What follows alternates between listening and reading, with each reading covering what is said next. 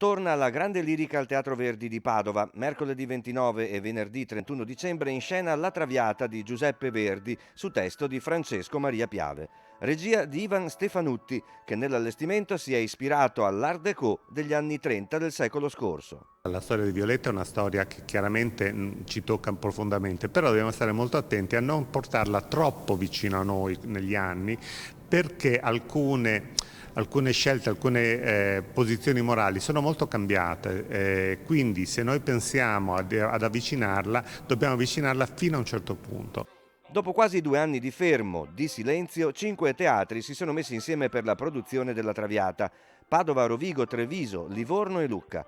Sul palcoscenico Venera Ghimadiev nei panni di Violetta Valery, Arturo Chacon Cruz in quelli di Alfredo Germont.